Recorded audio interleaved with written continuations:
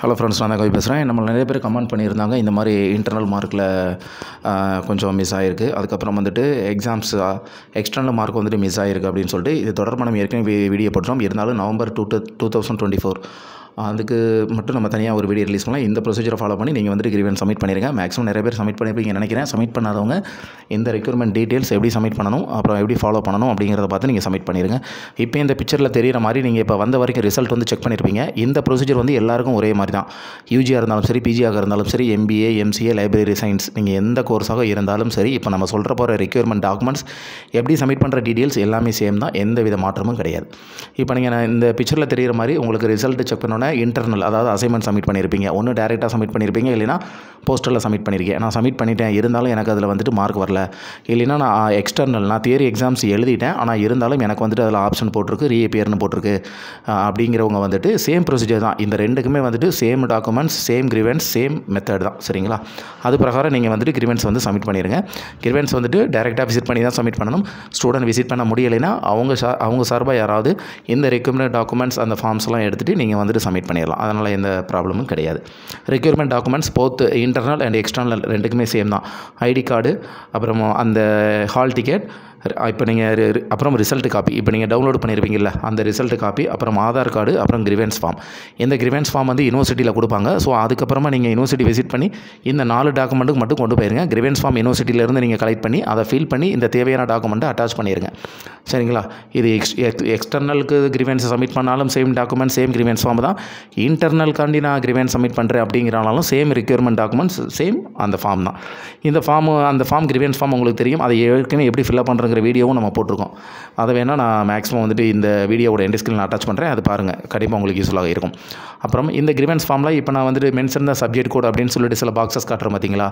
இது வந்துட்டு பார்த்தீங்கன்னா உங்களுக்கு இன்டர்னல் மிஸ்ஸிங் இருந்துச்சுன்னா எத்தனை சப்ஜெக்டில் எந்தெந்த சப்ஜெக்ட் கோடில் இன்டர்னல் மிஸ்ஸிங் ஆகிருக்கு அப்படிங்கிற அந்த சப்ஜெக்ட் கோடை அதில் வந்து நீங்கள் எழுதிருங்க. சரிங்களா?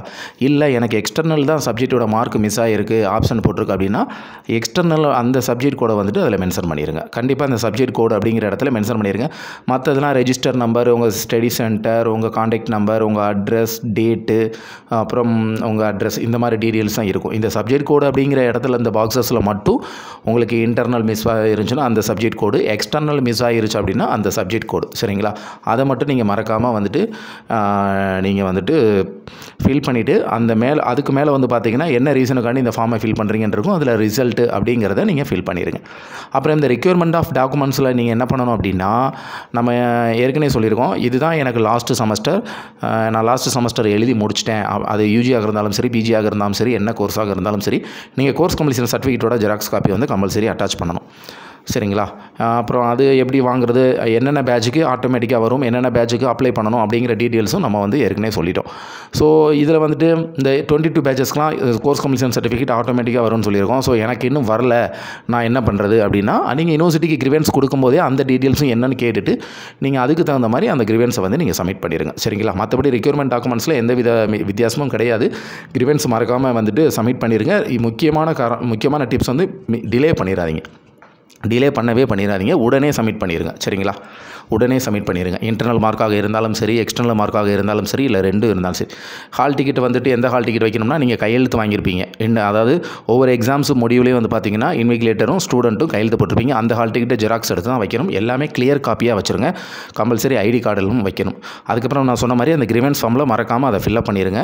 அதுக்கப்புறம் அந்த சப்ஜெக்ட் கோட்ஸ்க்கு மேலே வந்துட்டு பார்த்தீங்கன்னா உங்களுக்கு அதில் என்ன ரீசனுக்காண்டி இந்த ஃபார்மை ஃபில்அப் பண்ணுறீங்கன்னு இருக்கும். அதில் ரிசல்ட்டுங்கிறத நீங்கள் மென்ஷன் பண்ணிடுங்க.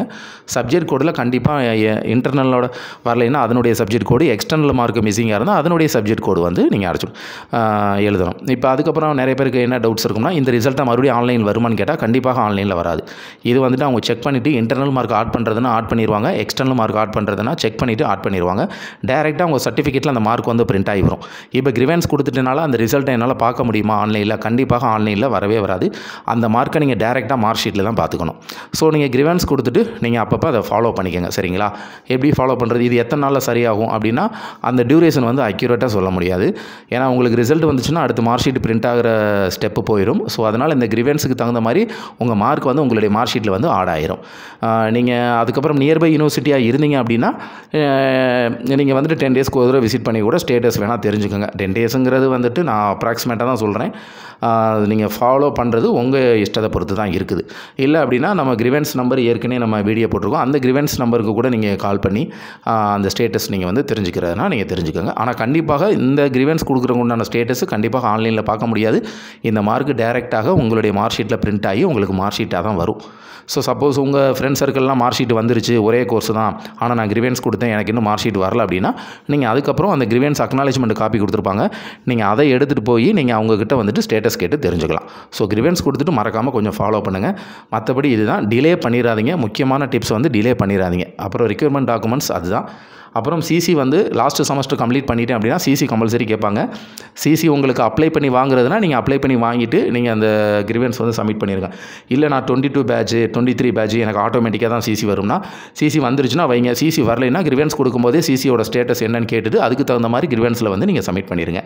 அதே மாதிரி இன்டர்னல் மார்க் சப்மிட் பண்ணும்போது வரலைன்னு சப்மிட் பண்ணும்போது நீங்கள் போஸ்ட்லேயும் சப்மிட் பண்ணியிருப்பீங்க, டேரெக்டாகவும் சப்மிட் பண்ணியிருப்பீங்க. ஸோ அந்த டேட் ஏதாவது கேட்டாங்கன்னா அந்த டேட் ஏதாவது மென்ஷன் பண்ணி கொடுங்க. ஸோ எதாக இருந்தாலும் அந்த டவுட் அந்த இடத்துலேயே கிளியர் பண்ணிவிட்டு அந்த ஃபார்மை ஃபில்அப் பண்ணி கொடுத்துட்டு மறக்காமல் ஃபில்அப் பண்ணதுக்கப்புறம் ஒரு ஃபோட்டோ எடுத்துக்கோங்க. உங்கள் அந்த கிரிவன்ஸோட அக்னாலேஜ்மெண்ட் காப்பியும் உங்களுக்கு கொடுப்பாங்க. அந்த மார்க் ஷீட் வர வரைக்கும் அந்த பத்திரமா வச்சுக்கோங்க. இதான் நம்ம ஏற்கனவே நிறைய டைம் சொல்லியிருக்கோம். ஹால் டிக்கெட்டு அப்புறம் ரிசல்ட் காப்பி இது எல்லாமே பத்திரமா வச்சுருக்கணும். மார்க் ஷீட் வர்ற வரைக்கும் பத்திரமா வச்சுருக்கணும். நீங்கள் கிரிவன்ஸ் கொடுத்ததுக்கப்புறமும் நீங்கள் கம்பல்சரி பத்திரமா வச்சுருக்கணும். சரிங்களா? இதுக்கு மேலே ஏதாவது டவுட் இருந்துச்சுன்னா இந்த வீடியோக்கு கீழே கமெண்ட் பண்ணுங்கள். கண்டிப்பாக நான் உங்களுக்கு ரிப்ளை பண்ணுறேன். கிரிவன்ஸ் கொடுக்குறதுக்கு டிலே மட்டும் நீங்கள் பண்ணிடாதீங்க. ஸ்டூடெண்ட்ஸ் விசிட் பண்ண முடியலனா ஸ்டூடெண்ட் சார்பாக உங்களுடைய ரிலேஷன் யாராவது விசிட் பண்ணியும் அந்த கிரிவன்ஸை வந்து சப்மிட் பண்ணலாம். அக்னாலேஜ்மெண்ட் காப்பியும் பத்திரமா வச்சுக்கோங்க. அதனுடைய ரிசல்ட் டேரெக்டாக உங்களுக்கு மார்க் ஷீட்டில் பிரிண்ட் ஆகி தான் வரும். ஆன்லைனில் பார்க்க முடியாது. கண்டிப்பாக இந்த வீடியோ யூஸ்ஃபுல்லாக இருக்குன்னு நினைக்கிறேன். இருந்துச்சுன்னா உங்கள் ஃப்ரெண்ட்ஸ் சர்க்கிளில் ஷேர் பண்ணிக்கோங்க.